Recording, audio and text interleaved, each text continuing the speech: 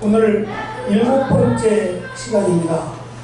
요나서를 통해서 하나님께서 우리 교회에 원하시는 또 나에게 원하시는 뜻이 무엇인가를 우리는 살펴보고 있습니다. 다음 주가 마지막 8번째 요나서를 통한 말씀입니다. 요나는 하나님께서 니느웨로 가라 라는 말씀을 듣고 순종하지 못합니다. 그 이유는 자기가 싫은 겁니다. 왜 하필이면 원수 국가인 니느웨일까? 다른 나라도 많지 않습니까? 그 다른 나라에 가서 하라 하시면 순종하겠습니다. 니느웨는 싫습니다.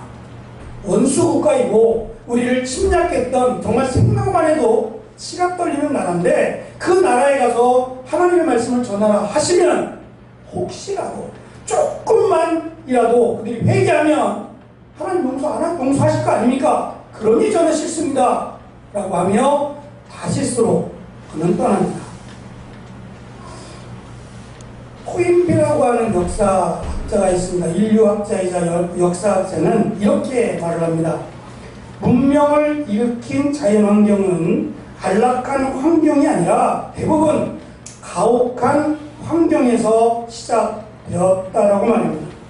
그 예로 이집트 문명, 수메르 문명, 미노스, 인도 문명, 안데스 문명, 중국 문명을 예로 듭니다.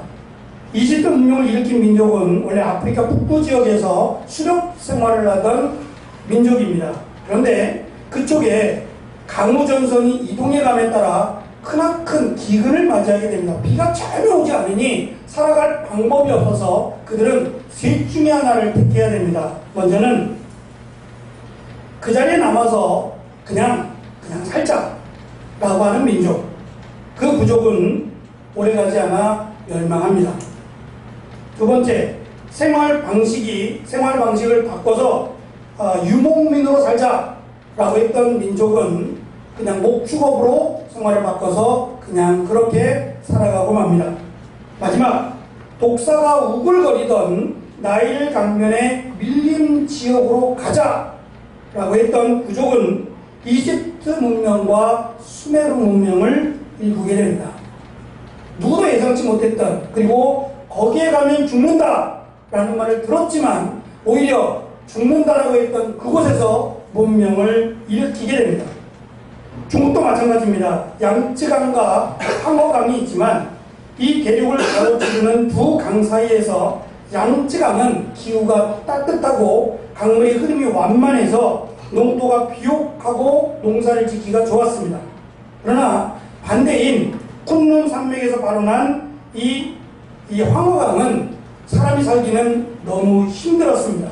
혹독한 추위, 겨울이면 얼어붙어 배도 다닐 수 없는 이런 어려운 환경에서 문명은 양쯔강이 아닌 황허강에서 일어나게 됩니다. 우리가 살아가면서 때로는 예기치 못하던 어려움을 만날 때 우리는 어떠한 결정을 합니까? 쉬운 것, 남들이 하는 것, 이것은 쉬운 결정입니다. 여기에는 사실 기대는 없습니다. 그냥 편하게 살겠다라는 마음밖에 없는 겁니다. 그러나 힘들고 어렵고 또 내가 감당하기 어려운 그런 부분 속에서 역사는 만들어져 갑니다. 니느웨가 40일이 지나면 멸망한다라는 이야기는 니느웨에게는 충격이 아닐 수 없습니다. 그리고 누가 감히 우리를 멸망시킬 수 있느냐라고는 그냥 우스갯소리로 들어버릴 수도 있습니다. 그런데 그들은 이 이야기가 하나님의 말씀이라는 것을 들었을 때 그들은 주저하지 않고 회개하기 시작합니다.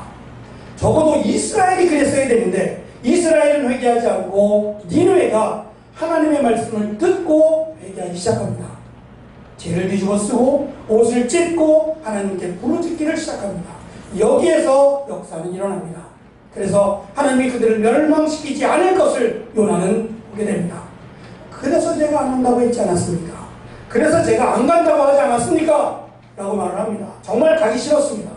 그런데 하나님은 요나를 가게 하셨습니다. 이것이 하나님께서 일하시는 방식입니다. 내가 피한다고 해서, 내가 아니다라고, 내가 멈춘다고 해서 하나님의 일은 멈춰지지 않습니다. 오늘 저는 저녁에 중국 선교사님들 모이는 모임에 참석을 합니다. 저는 작년 12월 달에 가고 지금까지 못 갔습니다. 여러 가지 이유도 있고 지금 중국이 상황이 너무 안 좋아서 선교사님들이 다 쫓겨나는 상황에 놓여져 있고 또 선교할 상황이 아닙니다. 그래서 다들 기다리자, 조금만 기다리자라는 말을 하고 있습니다. 그런데 기다릴 수 없는 겁니다. 그래서 못 들어가니 들어갈 것을 생각하지 말고 다른 방법을 생각하자는 겁니다. 하나님의 복음을 전하는 일은 들어가고 못 들어가고로 결정하지 말자는 겁니다. 그래서 들어가지 못하면 다른 방법으로, 어차피 그들이 거기에는 통역하는 사람도 한국어, 중국어 할 수 있는 사람도 있으니 여기서 말씀을 보내자는 겁니다. 이메일을 통해서 말씀을 보내면 그분이 거기에 있는 중국 목사님들한테 말씀을 전하자라는 방법을 의논하고자 모이는 겁니다. 기대도 되고 소망도 됩니다. 제가 열심을 내서 은혜 나눔도 준비하고 또 말씀도 준비해서 하는 이유 중에 하나가 선교 때문입니다. 물론 여러분들도 위함이기도 합니다. 제가 여러분들을 생각하지 않고 어떻게 말씀을 준비하겠습니까? 그런데 여러분들만이 아니라 복음을 알지 못해 또 죽어가는 저들을 생각하니 더 간절하게 준비해야 되는 이유가 되는 겁니다. 하나님의 일하심 앞에 두 가지의 모습이 있습니다. 일하심을 피하는 사람이 있고 일하심에 적극적으로 나서는 사람이 있습니다. 하나님은 하나님의 일하심이 싫다고 피하는 요나를 거절하지 않았습니다. 요나밖에 없는 것은 아닙니다. 오히려 어린아이라도 40일이 지나면 니네는 멸망한다? 너무 간단한 말입니다. 누구라도 할 수 있는 겁니다. 그러면 그래? 너는 가라. 나는 너 말고 다른 사람, 그저 순종하는 사람 하나를 사용해서 내 일을 하겠다 하셔도 됩니다. 그런데 하나님은 요나를 불쌍히 여기셨습니다. 요나를 사랑하셨고 안타까워하셨습니다. 그래서 요나가 택한 그 길을 막으시고 하나님이 택한 길을 가게 하셨습니다. 뒤돌아보면 요나는 그렇게 생각할 겁니다. 하나님이 옳았다고 말입니다. 우리가 때를 쓰며 기도합니다. 하나님 도와주십시오. 이거 해야 됩니다. 하나님 이거 해주셔야 됩니다. 라고 간절하게 기도했음에도 불구하고 하나님이 그 일을 이루지 않으셨을 때 하나님 나를 미워하는가 봐, 하나님은 내가 싫은가 봐, 이렇게 생각할 것이 아니라 하나님의 뜻이 어디 있는지를 먼저 생각하셔야 됩니다. 우리는 그렇게 기도합니다. 하나님, 제가 대학 가면 하나님의 영광을 위해서, 하나님, 제가 직장에 들어가는 것 하나님의 영광을 위해서, 하나님, 제가 건강하게 살아가는 것 하나님의 영광을 위해서, 그렇게 기도하며 삽니다. 맞죠? 하나님의 영광을 위해 사시지요? 그런데 가만히 들여다보면 정말 하나님의 영광인가? 나의 유익은 아닌가? 내가 혹시 유익을 갖지 못하면, 내가 나에게서 어떤 이익을 찾지 못하면 그냥 쉽게 하나님을 등져버리는 그런 모습은 없는지, 정말 하나님의 영광이라면 내가 손해보는 것 각오해야 됩니다. 정말 하나님의 영광이라면 아닌 것 내려놓아야 됩니다. 그런데 이것이 쉽지 않아서 우리가 기도합니다. 하나님, 저에게 믿음을 주십시오. 요나가 어려움에 처했을 때 사실은 기도했어야 됩니다. 하나님, 제가 감당하기가 너무 어렵습니다. 제가 니느웨 가기에는 너무 힘드니 믿음을 주옵소서. 제가 니느웨 가서 그냥 제대로 잘 하나님 말씀을 전하게 해달라고 했어야 합니다. 그러면 기쁨으로 이 일을 감당할 수 있습니다. 힘들지만, 어렵지만 기쁨으로 감당할 수 있습니다. 기대로 감당할 수 있습니다. 이것이 믿음입니다.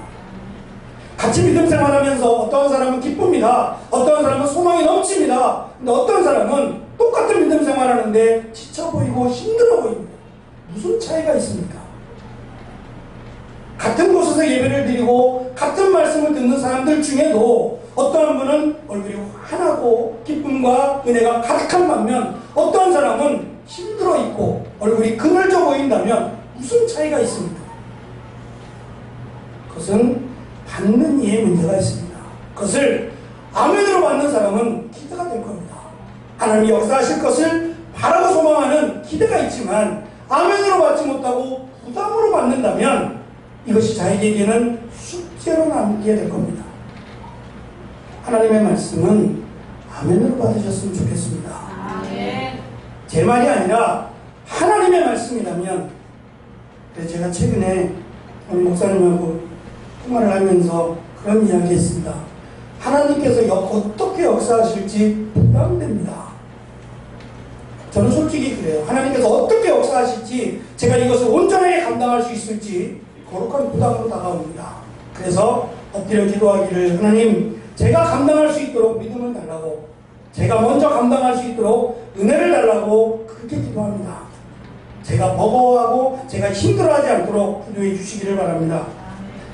요나가 해야 될 일은 부담을 갖는 일이 아니라 기뻐해야 되는 일이고 즐거워해야 되는 겁니다. 하나님의 일이니까 말입니다. 하나님께서 요나를 세운 것은 한 가지입니다. 하나님의 일을 하라고 세운 겁니다. 하나님께서 우리를 부르신 것, 하나님의 일을 하라고 불렀습니다. 내가 가정에서, 직장에서, 학교에서, 학업에, 또 가정의 일을 직장에서 열심히 일을 하고 있지만 이건 역시도 하나님의 일과 무관하지 않습니다. 특별히 구별되어 선택한 선지자 요나는 하나님의 일만 해야 되는 사람입니다. 그러면 하나님의 그 일이 손해가 되고 그것이 나에게는 상처가 되고 어려움이 된다고 해도 감당했어야 합니다.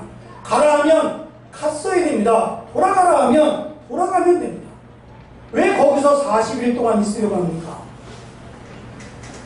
니느웨 땅은 지금의 터키 지역인데요. 거기는 섭씨 43도라고 합니다. 저는 다른 곳은 별로 크게 가본 적이 없어요. 남아공에서만 살았으니까 남아공은 여기보다 더 뜨겁습니다. 그래서 까매지나 봐요. 그리고 그 뜨거운 열기를 견디려고 머리카락이 강해져서 곱슬거리나 봐요. 흑인들은, 저는 깜짝 놀란 것이 미용실에 갔는데 흑인들의 머리가 저희처럼 스트레이트가 되어 있었어요. 야, 미용 기술이 굉장하구나. 그리고 이 약이 굉장히 강한가 보다. 저 흑인들의 저 머리를 필 수 있다니 대단하구나 라고 생각을 했습니다. 가관이었습니다. 그러면서 미용사 집사님이 하는 말은, 목사님 절대 안 펴져요. 약간 펴지는 듯 싶으면 다시 돌아간답니다. 그래서 포기할 수밖에 없대요. 그리고 이게 얼마나 강한지요. 이 머리의 표피를 찌른답니다. 여러분 잘 모르실 거예요. 저도 잘 몰라요. 우리는 머리카락이 찰랑거리니까 잘 모르시지만 이 남아공에 살고 있는 그 부족들은 머리카락이 이렇게 돌잖아요. 돌면서 표피를 찌릅니다. 이게 너무너무 아파가지고 그 젓가락이나 이런 거로 자꾸 이렇게 쑤시는 걸 아마 보셨을 거예요. 가려워요. 안 씻어서 그런 것도 있지만 자꾸 머리카락을 찌르니까 짧게 자를 수밖에 없어요. 그래서 흑인들의 머리는 짧은 겁니다. 아프니까, 자꾸 찌르니까 아픈 겁니다. 어쨌든 굉장히 뜨거워요.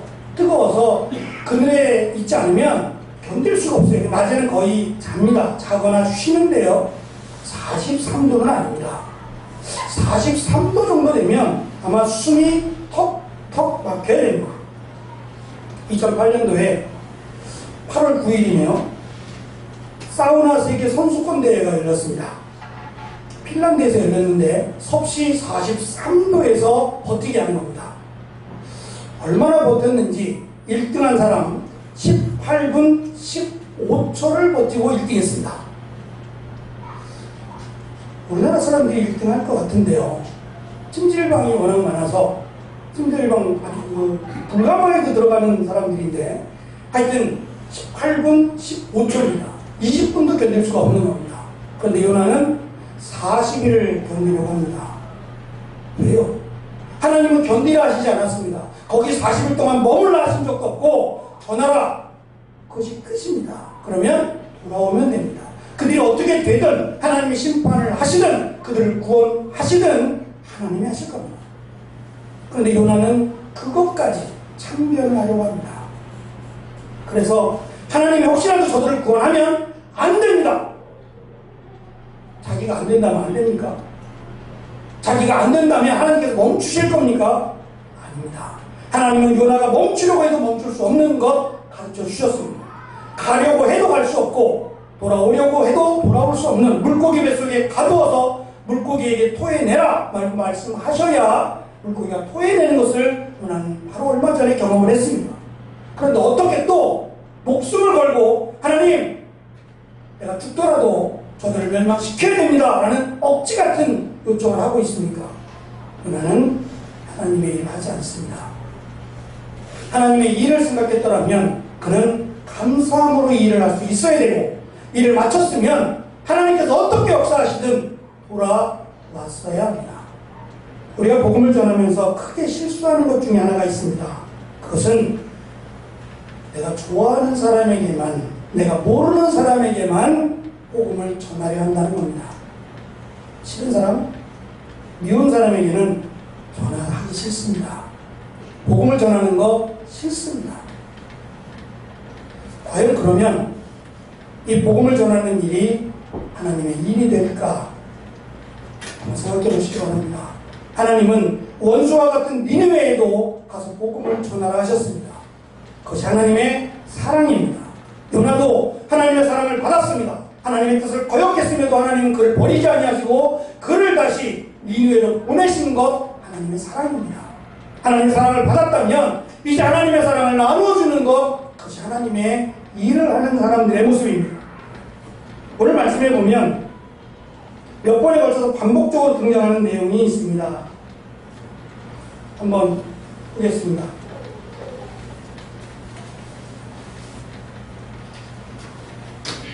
6절에 보면 하나님 여호와께서 방랑구를 준비하사라고 말씀합니다. 이 준비하사라는 단어가 만들다라고 하는 단어라고 말씀을 드렸습니다.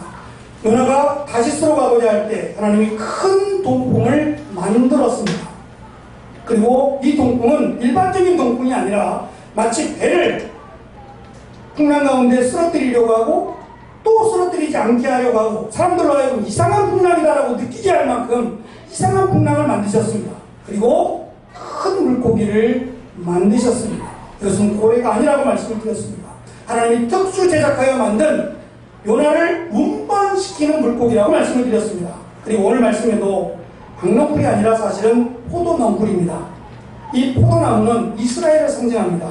그래서 요나는 하나님께서 이 광야의 뜨거운 때한볕에 포도농풀을 만드신 것이 기뻤습니다. 그래, 역시 하나님은 우리를 사랑하신다. 역시 이스라엘의 하나님이야 라고 생각을 했습니다.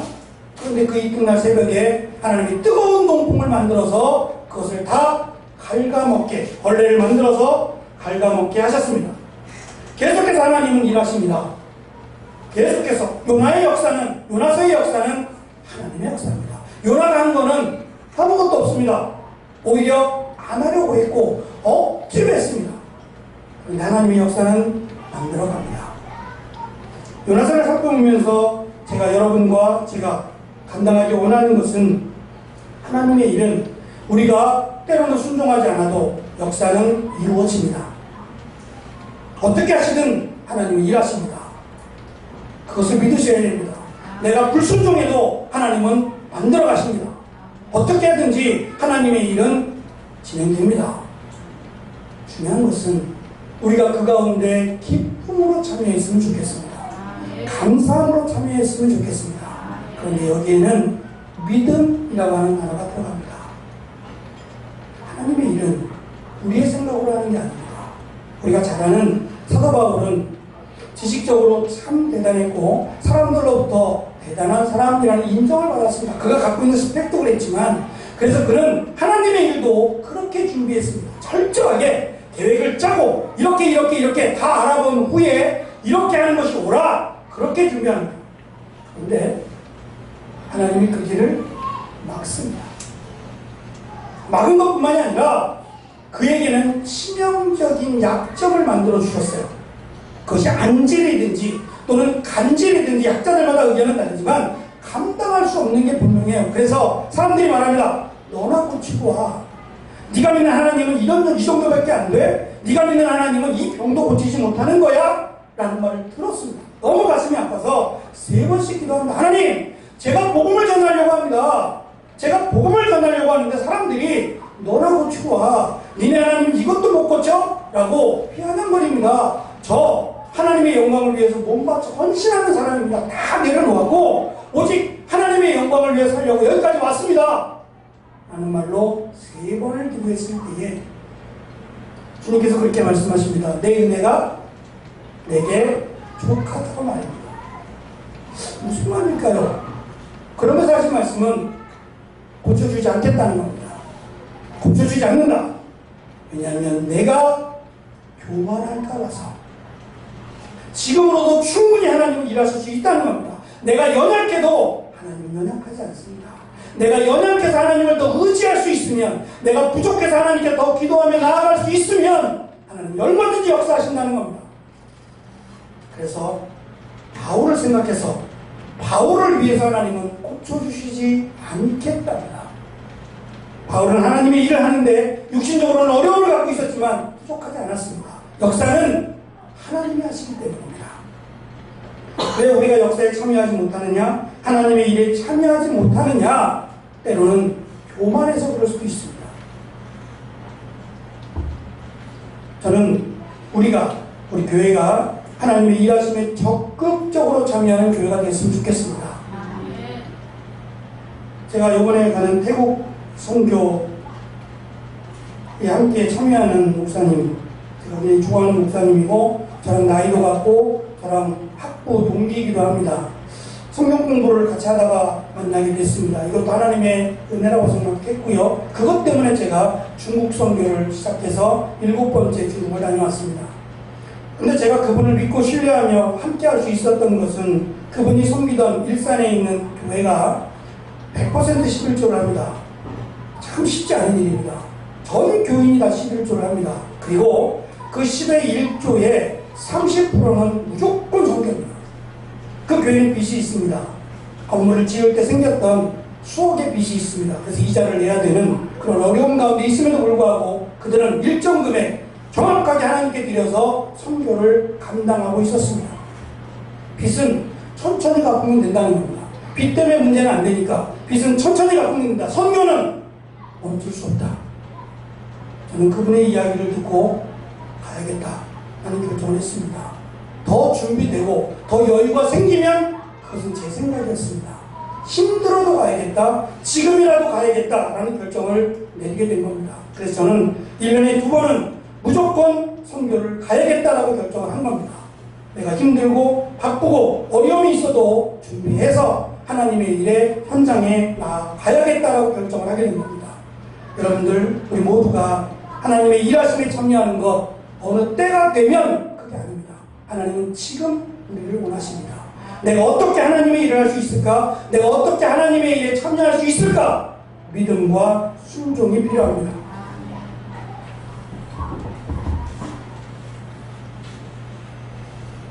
교회 회복은 언제든지 하나님의 말씀에 순종하는 데 있었습니다. 회복은 스스로 만들어지는 게 아닙니다. 하나님의 말씀에 순종할 때, 믿음을 가지고 하나님의 일을 감당할 때 회복은 이루어졌습니다. 이것은 역사가 가르쳐주는 겁니다. 우리 교회가 힘들고 어려운 문제가 있다면 하나님의 일을 감당하면 됩니다. 오히려 하나님의 일을 감당하면 교회는 더 건강해지고 교회는 더 은혜 가운데 있게 됩니다. 제가 아는 어느 한 분이 어려움을 당했습니다. 자녀가 세상을 떠났습니다. 갑자기 병을 얻어 자녀가 세상을 떠났습니다. 그분은 권사님이셨고 아들은 열심히 교회를 헌신하고 충성하던 청년이었습니다. 이해할 수 없었습니다. 왜 하나님께서 이런 어려움을 나에게 주시는지, 이 고난을 나에게 주시는지 감당할 수 없어서 교회를 점점 멀리하게 되었고 심지어는 병까지 얻게 되었습니다. 이러다가는 이 권사님도 세상을 떠날 것 같았습니다. 그때 어느 목사님이 권사님을 찾았습니다. 그리고 이야기합니다. 권사님, 정신 차리세요. 권사님에게 하나님은 아들입니다. 아들이 죽으면 하나님이 죽은 겁니다. 아들이 해야 될 일을 권사님이 하십시오. 아들은 하나님의 나라에 있습니다. 하나님이 너무 사랑해서 먼저 불러가신 겁니다. 우리는 잘 이해할 수 없지만 이제 권사님에게 남겨준 일, 아들이 해야 될 그 일을 권사님이 해야 됩니다. 라고 따끔하게 이야기를 하고 가셨어요. 너무 지나치다 라는 생각을 했는데 권사님이 그 목사님의 이야기를 두고 한참을 생각합니다. 그리고 기도하기 시작합니다. 제가 어리석었습니다. 저에게 하나님은 아들이었던가 봅니다. 그리고 회개하고 그 권사님이 자리를 털고 일어났습니다.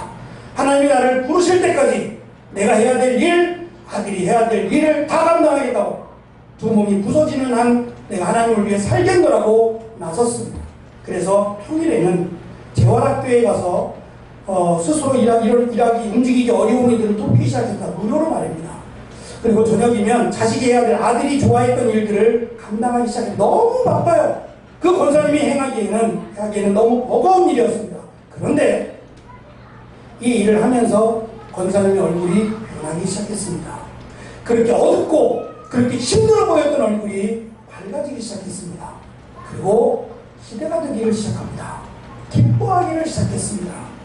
하나님의 일하심에 참여한다는 것은 단순히 하나님을 사랑하기 때문에도 있지만 하나님이 우리에게 요구하시는 일입니다. 이 땅을 살아나가며 이 땅 가운데 먹을 것, 입을 것, 채워질 것 때문에 그것 때문에 살지 말라는 겁니다. 하나님이 우리를 이 땅에 보내신 것은 하나님의 영광을 위하여 살기 위해 보내셨습니다. 그렇다면 내가 가진 건강, 내가 가진 물질, 내가 가진 시간, 하나님의 영광을 위해 써야 우리는 건강해집니다. 그리고 힘을 얻습니다. 내가 살아가야 될 분명한 이유를 깨닫게 됩니다. 제가 여러분들에게 원하는 것은 여러분들을 힘들게 하기 위해서 일하는 말이 아닙니다. 우리가 해야 될 정체성을 확인해 보자는 겁니다. 우리는 하나님의 자녀입니다. 그리고 하나님의 영광을 위해서 태어났고 하나님의 영광을 위해서 살기로 다짐을 했습니다. 그러면 그것을 나중에 라고 미루지 마시기 바랍니다. 지금 당장 내가 하나님의 영광을 위해서 무엇을 할 수 있을까? 내가 하나님의 영광을 위해서 어떻게 살아갈까를 기도하셔서 나머지 2018년 후반기, 하반기가 하나님의 은혜로 가득 찬 나의 삶이 되었으면 좋겠습니다. 여기에는 하나님의 은혜가 있을 것이며 하나님께서 나와 함께 하시는 기쁨이 있을 겁니다. 이 기쁨에 참여하는 우리 모두가 되기를 간절히 축원합니다. 아멘. 기도하겠습니다.